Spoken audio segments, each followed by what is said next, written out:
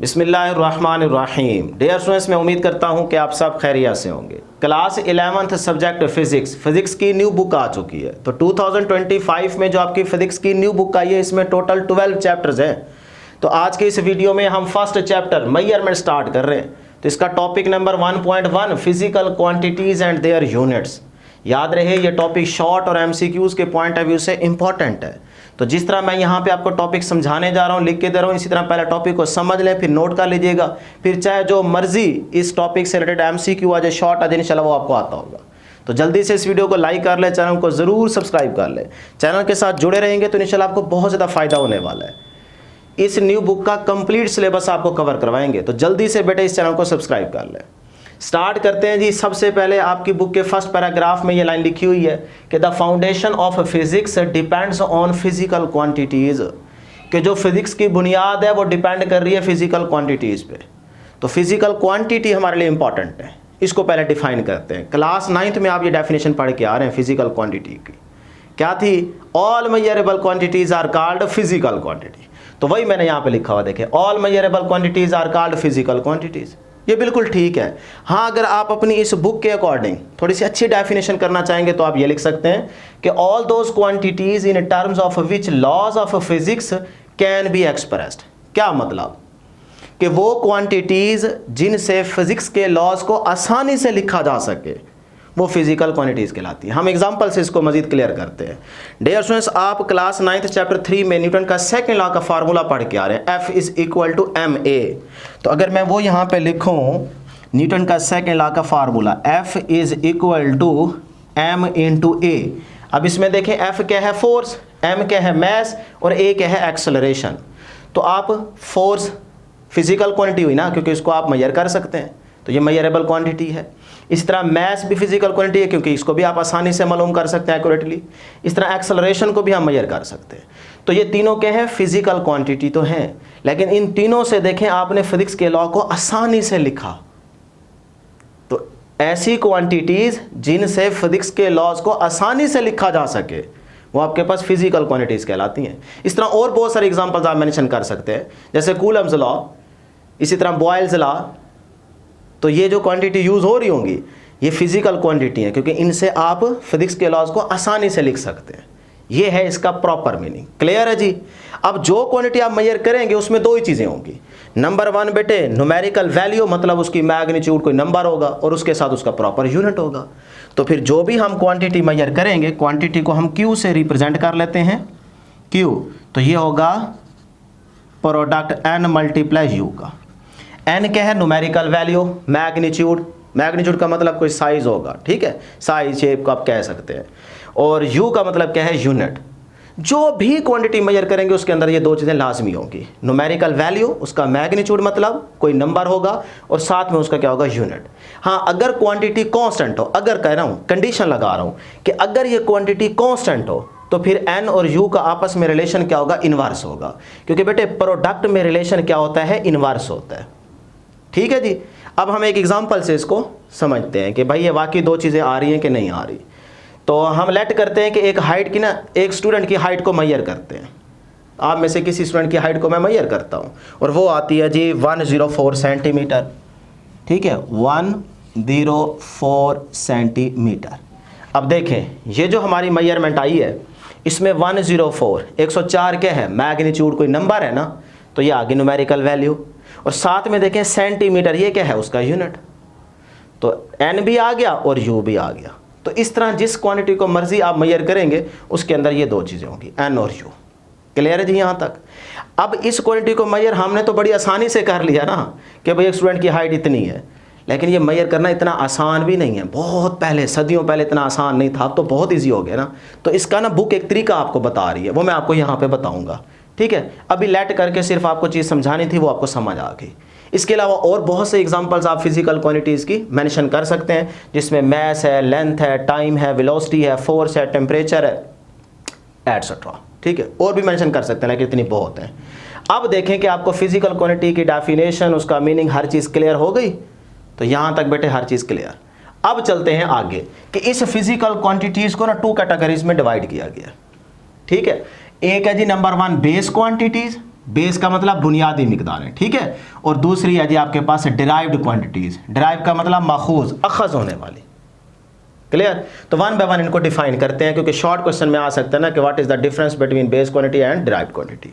तो आप इस तरह से इसको डिफाइन करेंगे। दो दो डेफिनेशन करके दे रहा हूं, जो वर्डिंग आपको आसान लगे वही आप एक तैयार कर लीजिएगा। पहले समझ लें, base quantities are the quantities on the basis of which other quantities are expressed. ये भी बड़ी आसान है, लेकिन बुक आपकी ना इस तरह से वर्डिंग लिख रही है। ये डेफिनेशन भी आसान है, इसको भी देख लेते हैं। Base quantities are the independent physical quantities in terms of which other physical quantities can be defined. मतलब ये जो बेस क्वांटिटीज हैं ये किसी और फिजिकल क्वांटिटी पे डिपेंड नहीं करती, ये इंडिपेंडेंट क्वांटिटीज हैं। हाँ, इनसे आप कोई और क्वांटिटीज को अखज कर सकते हैं, ये किसी से नहीं निकाली जा सकती, ठीक है ना। ये इस तरह समझें कि अपनी मालिक आप खुद हैं, इनको यूज करके आप और क्वांटिटीज को ड्राइव कर सकते हैं। हाँ, ये किसी और क्वांटिटी या फिजिकल क्वांटिटी पे डिपेंड नहीं करती। तो ये है बड़ा आसान सा इसका मतलब। अब इसमें एग्जांपल्स मेंशन करते हैं कि भाई कौन सी वो क्वांटिटीज हैं जिनसे हम और क्वांटिटीज तो अखज कर सकते हैं, लेकिन ये किसी से नहीं होनी, ये इंडिपेंडेंट है। तो बेटे उसमें सबसे पहले आपने याद रखना है, क्लास 9th में एक छोटा सा ब्लू बॉक्स दिया गया था जिसके अंदर आपके पास बेस क्वांटिटीज बताई गई थी। तो उसको मैं यहाँ पे मेंशन कर देता हूँ, वही आपने याद रखनी है। नंबर 1 बेटे क्या था? लेंथ। लेंथ आपके पास बेस क्वांटिटी है। उसके बाद मैस, मैस आपके पास बेस क्वांटिटी है। टाइम जो है ये आपके पास बेस क्वांटिटी है। और 3 होगी। उसके बाद बेटे आपके पास है जी इलेक्ट्रिक करंट, इलेक्ट्रिक करंट ये आपके पास बेस क्वांटिटी है। उसके बाद बेटे टेम्परेचर, ये आपके पास बेस क्वांटिटी है। और उसके बाद है जी intensity of light, intensity of light, ठीक है। और लास्ट में है जी amount of substance, amount of substance. ये जी आपके पास बेस क्वांटिटीज की एग्जांपल्स हैं। अब ये टोटल कितनी है? 1 2 3 4 5 6 और 7। तो फिर यहाँ से MCQ आपसे पूछा जा सकता है कि बेस क्वांटिटीज आर, भाई कितनी है बेस क्वांटिटीज? तो आप 7 वाली ऑप्शन सेलेक्ट करेंगे, क्योंकि कोई नंबर तो मेंशन कर देगा ना। अल्फा ऑप्शन देगा 2, फिर 3, फिर 7, फिर कह देगा ऑल ऑफ दीज, या कह देगा नन ऑफ दीज, या कह देगा 9, कुछ भी बना सकते हैं ऑप्शंस। तो आपको यहाँ से पता चल गया कि भाई ये 7 बेस क्वांटिटीज़ हैं। तो फिर मैं यहाँ पर लिख देता हूँ 7। तो आप 7 वाली ऑप्शन को बेटे सेलेक्ट करेंगे, ठीक है। तो बेस क्वांटिटीज़ कितनी है? 7, नहीं इससे ज़्यादा नहीं इससे कम, 7 पक्की पक्की आप बेस क्वांटिटीज़ हैं। अब बच्चे यहाँ पे हल्की सी गलती कर जाते हैं कि वो नीचे ड्राइव्ड क्वांटिटीज़ का भी टेबल दिया हुआ है, उसमें भी 7 मेंशन की हुई है। वहाँ पे ड्राइव्ड क्वांटिटीज़ का जब MCQ आता है तो वो उधर भी 7 लगा देते हैं ना, ये गलती नहीं करनी। मैं यहाँ पे बताऊँगा कि वो कितनी होती हैं, ठीक है। फिलहाल आपने बस बेस क्वांटिटीज़ याद रखनी है, वो कितनी है? 7, और उनके नाम भी आपको याद रखने हैं। क्लियर है जी। अब चलते हैं ड्राइव्ड क्वांटिटीज़ की तरफ। तो इसको डिफाइन करते हैं। Derived quantities are those which depend on base quantities. ये वो क्वांटिटीज़ हैं जो डिपेंड कर रही हैं बेस क्वांटिटीज़ पे, यानी कि बेस क्वांटिटीज़ से इनको अखज़ किया जा रहा है, सही है। तो ये आपके पास डिराइव्ड क्वांटिटीज़ कहलाएंगे। बुक इसको इस तरह से भी डिफाइन कर रही है कि the quantities that are expressed in term of base quantities. वो क्वांटिटीज़ जो बेस क्वांटिटीज़ से अखज़ की जाए उनको आप डिराइव्ड क्वांटिटीज़ का नाम देंगे। जो वर्डिंग या जो डेफिनेशन आपको आसान लगे वही बेटे तैयार कर लीजिएगा, ठीक है। दोनों ठीक है। अब इसमें भी आपको एग्जांपल्स मेंशन करनी पड़ेंगी। तो इसमें हम मेंशन कर लेते हैं जैसे वेलोसिटी, ठीक है। तो वेलोसिटी क्या है? Derived quantity.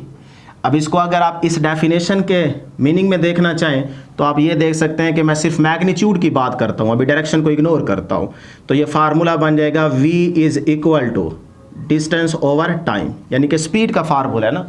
तो वेलोसिटी की मैग्नीट्यूड का मतलब वही स्पीड ही होता है, ठीक है। तो V is equal to S over T। S क्या है? डिस्टेंस, और T क्या है? टाइम। ये फार्मूला आप 9th में पढ़ के आ रहे हैं। तो अब बेटे देखें कि ये जो वेलोसिटी की मैग्नीट्यूड आई है, मतलब वेलोसिटी की हम बात कर रहे हैं, स्पीड भी आप कह सकते हैं। तो इसमें देखें डिस्टेंस ओवर टाइम है। तो डिस्टेंस क्या है? Base quantity. देखें ना, लेंथ का यूनिट भी मीटर होता है, डिस्टेंस का भी मीटर होता है। और टाइम क्या है? Base quantity. टाइम क्या है? Base quantity. तो देखा, बेस क्वांटिटी से ही इस वेलोसिटी को अखज़ किया जा रहा है, तो इसीलिए वेलोसिटी क्या है? ड्राइव्ड क्वांटिटी है।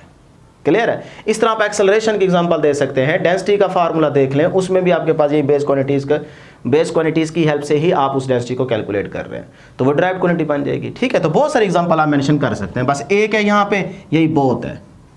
ठीक है, समझाने की हद तक यही एक बहुत है। उसके बाद बेटे आप यहाँ पे मेंशन कर दें एक्सेलरेशन है, ठीक है, एक्सेलरेशन है, उसके बाद डेंसिटी है, बहुत सारी एग्जांपल्स मेंशन कर सकते हैं, तो बस मैं यहाँ एंड कर देता हूँ। तो ये आपके पास क्या है? ड्राइव्ड क्वांटिटीज़ की एग्जांपल्स हैं। क्लियर है यहाँ तक? अब सर जी ये कितनी होंगी? 7 होंगी, 8 होंगी, 9 होंगी, 10 होंगी, इस तरह से MCQ यहाँ से भी पूछा जा सकता है। तो बेटे फिर याद रखिएगा, यहाँ पे कोई लिमिट नहीं है, यहाँ पे इसकी कोई लिमिट नहीं है, तो नो लिमिट, यानी कि इनफिनाइट की ऑप्शन होगी या नो लिमिट की होगी, वही आप सेलेक्ट करेंगे, क्योंकि जिनका आपको पता है वो सारी इधर से निकाली गई है ना। लेकिन कुछ ऐसी हैं, साइंस जिस तरह से तरक्की कर रही है, क्या पता कल को कुछ और निकल आए, इनसे तो कोई भी क्वांटिटी अखज़ की जा सकती है ना, तो निकल आई तो फिर, तो इसलिए आप कहेंगे भाई यहाँ पे लिमिट नहीं है, यहाँ पे कोई नंबर आपने स्पेसिफिक मेंशन नहीं करना। लो जी, टॉपिक ख़त्म हो चुका है। बेस क्वांटिटी और ड्राइव क्वांटिटीज़ को हमने डिफाइन कर लिया। इसी तरह फिजिकल क्वांटिटी का कंसेप्ट क्लियर किया, डेफिनेशन देखी और छोटे मोटा जो कंसेप्ट था वो क्लियर किया। अब आ जाए कि बेस क्वांटिटीज़ की मेजरमेंट को देखते हैं कि मेजरमेंट ऑफ बेस क्वांटिटी, कि बेस क्वांटिटी को हम मेजरमेंट कैसे करते हैं। तो इसके लिए ना आपकी बुक ये कह रही है कि भाई measurement of base quantity involves 2 steps. तो स्टेप 1 एंड स्टेप 2 फॉलो करना पड़ेगा, तभी आप बेस क्वांटिटी को मेजर कर सकते हैं। अब स्टेप 1 क्या है और स्टेप 2 क्या है, इसको समझते हैं। मतलब बेस क्वांटिटी को मेजर करने के लिए आपको 2 स्टेप फॉलो करने पड़ेंगे, स्टेप 1 और स्टेप 2। स्टेप 1 क्या है? स्टेप 1 है बेटे choice of standard. Choice of standard, ये आपसे MCQ में भी पूछा जा सकता है, याद रखिएगा। स्टेप 1 है चॉइस ऑफ स्टैंडर्ड, और स्टेप 2 क्या है बेटे? स्टेप 2 है जी आपके पास procedure of comparison. Procedure of comparison, मैं इसका मतलब आपको समझाता हूं, ठीक है। तो जब भी आप क्वांटिटी को मेजर करने लगेंगे तो आपको 2 स्टेप फॉलो करने पड़ेंगे। स्टेप 1 है चॉइस ऑफ स्टैंडर्ड, कि पहले आप मेजरमेंट से पहले एक स्टैंडर्ड सेलेक्ट करें, स्टैंडर्ड चूज करें, फिर जिस चीज़ को मेजर करना चाह रहे हैं उसके साथ कंपेयर करके तरीकाकार इस्तेमाल करते हुए उस चीज़ को मेजर कर लें। जब तक कंपैरिजन नहीं करेंगे एक स्टैंडर्ड के साथ, तब तक आपकी मेजरमेंट एक्यूरेटली करेक्ट तो नहीं आएगी। सपोज करते हैं जी, मैं आप में से किसी स्टूडेंट को कहता हूँ कि यार यहाँ से ना, यहाँ से यहाँ तक इस लेंथ को मेजर करें, ये कितनी है। अब आपने जब तक स्टैंडर्ड सेलेक्ट नहीं करना, तो आप तो आएंगे यहाँ से देखेंगे। अब सपोज करते हैं आपने कोई स्टैंडर्ड सेलेक्ट नहीं किया होगा, आप में से एक बच्चा आया, उसने कहा जी अच्छा यहाँ से यहाँ तक लेंथ बतानी है। उसके दिमाग में आया कि यार इस तरह से ना पुराने तरीके से ऐसे गिट्ठे मारना शुरू कर दिए उसने कहा सर जी 7 गिट्ठे, 7 गिट्ठों जितनी ये लेंथ है। उसका अंदाज़ा ठीक, वो अपने लिहाज से ठीक बता रहा है। दूसरे से मैंने कहा यार ये कोई तरीका है बताने का, आप आए ना बेटे आप बताएं यहाँ से यहाँ तक लेंथ कितनी है। अब उसने भी स्टैंडर्ड को सिलेक्ट नहीं किया होगा, वो आया, उसने कहा अच्छा ये है तरीका। उसने अपने आप को यहाँ से सेट किया और यहाँ से यहाँ तक छलांग लगा दी। उसने कहा सर जी 1 छलांग जितनी ये लेंथ है। तो हम किसकी माने? इसी तरह तीसरे को बुलाते हैं, वो आएगा, वो उसका हाथ थोड़ा बड़ा होगा, उसने आके 1 2 3 4, सर जी 4 गिट्ठों जितनी लेंथ है। ये पहले वाला बंदा झूठ बोल रहा था, गलत कह रहा था कि 7 गिट्ठों जितनी लेंथ है, 3 गिट्ठों जितनी लेंथ है। अब हम किसकी माने? लेंथ तो यहाँ से यहाँ तक है, एक ही है, लेकिन हर बच्चा अपना डिफरेंट आंसर दे रहा है। क्यों? क्योंकि उन्होंने एक स्टैंडर्ड पहले सेलेक्ट नहीं किया, इसलिए उनकी मेजरमेंट गलत आ रही है। तो पहले आपको स्टेप 1 फॉलो करना पड़ेगा कि चॉइस ऑफ स्टैंडर्ड, कि पहले एक स्टैंडर्ड तो सेलेक्ट करें। तो अब हम एक स्टैंडर्ड सेलेक्ट कर लेते हैं। लेट करें जी ये मेरे पास एक स्टिक है, बस इस लेंथ जितनी जो स्टिक है ना, इसको मैं नाम दे देता हूँ 1 मीटर, कि भाई ये 1 मीटर की लेंथ है। अब देखें मैंने स्टैंडर्ड सेलेक्ट कर लिया कि भाई जितनी मर्जी आप स्टिकें ले लें, जो इतनी लेंथ की स्टिक होगी ना उसका नाम है 1 मीटर। अब आप में से हर एक के पास ना इस लेंथ की स्टिक मौजूद है। अब मैं आप में से एक को दोबारा बुलाता हूँ, कहता हूँ आओ जी यहाँ से यहाँ तक लेंथ मेजर करें। अब उसके पास इतनी स्टिक तो मौजूद है ना इस लेंथ की, और उसको पता भी है कि ये क्या है 1 मीटर की लेंथ। तो वो आया, उसने यहाँ से रखा, यहाँ से सर जी 2 स्टिक मतलब 2 मीटर की लेंथ है। दूसरे को बुलाया, उसके पास भी तो इतनी स्टिक थी ना, इतनी लेंथ की, तो उसने आके यहाँ से यहाँ रखा सर जी 2 मीटर। तीसरा आया, उसके पास भी यही स्टिक थी, तो यहाँ से यहाँ तक सर जी 2 मीटर। चौथा आया, उसके पास भी हमने इतनी ही लेंथ की स्टिक दी थी उसको, वो आया अपनी स्टिक लेके, सर जी 2 स्टिक मतलब 2 मीटर। अब देखें हर एक का आंसर क्या आ रहा है, सेम, क्योंकि हमने एक स्टैंडर्ड सेलेक्ट कर लिया ना कि भाई इस लेंथ जितनी जिसके पास भी स्केल होगी वो 1 मीटर की होगी, तो फिर इसीलिए हर एक का आंसर क्या आ रहा है, सेम आ रहा है। तो ये मेजरमेंट हमारी क्या है, एक्यूरेट। तो फिर इसका मतलब पहले आपको एक स्टैंडर्ड सेलेक्ट करना पड़ता है, फिर आप स्टैंडर्ड सेलेक्ट जब कर लेते हैं तो तरीक़ाकार इस्तेमाल करके जिस चीज़ को मेजर करना चाह रहे हैं उसके साथ उसको कंपेयर करते हैं। तो अभी हमने देखे जब इसका स्टैंडर्ड सेलेक्ट कर लिया कि 1 मीटर है, तो फिर इसको जिस चीज़ को मेजर करना चाह रहे हैं उसके साथ कंपेयर किया है ना। तो देखें प्रोसीजर ऑफ कंपैरिजन, तो स्टेप 2 को फॉलो किया तो हमारे पास मेजरमेंट आ गई। कितनी आई, यहाँ से यहाँ तक 2 मीटर। अब इसका मतलब जब हम मेजरमेंट कर लेते हैं तो जो रिजल्ट आता है उसमें 2 ही चीज़ें होती हैं। 2 मीटर आया है ना रिजल्ट, तो 2 क्या है, मैग्नीट्यूड मतलब न्यूमेरिकल वैल्यू, मतलब न्यूमेरिकल वैल्यू, सही है, न्यूमेरिकल वैल्यू कह ले, कोई नंबर कह ले, आपकी मर्जी है, ठीक है। और दूसरा 2 मीटर है, साथ में मीटर क्या है, यूनिट, तो इसका मतलब दूसरी चीज़ आ गई यूनिट। लो जी, इस तरह से आप किसी चीज़ को आसानी से मेजर कर सकते हैं। तो ये 2 स्टेप आपको फॉलो करने पड़ेंगे। लो जी, यहाँ तक आपका टॉपिक 1.1 कंप्लीट हो गया। अब साइड इन्फॉर्मेशन में कुछ ब्रांचेस दी गई हैं, वो डिस्कस कर लेते हैं। अब टॉपिक 1.1 में रहते हुए अगर आप बुक में देखें तो साइड में 2 बॉक्स है। पहला बॉक्स है जी एरियाज ऑफ फिजिक्स का, जिसमें फिजिक्स की ब्रांचेस को डिस्कस किया जा रहा है। वैसे तो फिजिक्स की बहुत सी ब्रांचेस हैं, लेकिन कुछ ब्रांचेस को यहाँ पे मेंशन किया गया है। जिस तरह क्लास 9th चैप्टर 1 के फर्स्ट पेज पे ब्रांचेस के बारे में बताया गया था, उनको डिफाइन भी किया गया था। वही एक नज़र दोबारा देख लें, बस बहुत है। तो यहाँ पे ब्रांचेस को डिस्कस किया जा रहा है। जैसे मैकेनिक्स है, तो हमने वहाँ पे बात की थी ना क्लास 9th के अंदर कि it is the study of objects in motion, कि हम मैकेनिक्स में ऑब्जेक्ट की मोशन को स्टडी करते हैं, और बॉडी मोशन में क्यों है उसकी कॉज को भी डिस्कस करते हैं, उसके इफेक्ट्स देखते हैं। तो इस तरह से बेशक आप 1 बाय 1 इनको डिफाइन ना करें, वहाँ से क्लास 9 से देख लीजिएगा। हाँ, इनके नाम आपने लाजमी याद रखने हैं इन ब्रांचेस के, इस टेबल में से, इस बॉक्स में से, क्योंकि MCQ आ सकता है, पक्का MCQ आएगा। किस तरह से MCQ आपसे पूछा जा सकता है, वो कहेगा जी एरियाज ऑफ फिजिक्स में कौन सी ब्रांच लाई नहीं करती, तो आपको ये याद होंगी 3 ऑप्शन, यहाँ से वो उठा लेगा, एक ऑप्शन यहाँ से उठा लेगा। तो कौन सी ब्रांच एरिया ऑफ फिजिक्स में लाई नहीं करती, 3 तो यहाँ से होंगी, तो जो एक यहाँ से उठाएगा आपको नाम याद होंगे तो आप सेलेक्ट कर पाएंगे ना। तो इस तरह से MCQ आपसे पूछा जा सकता है।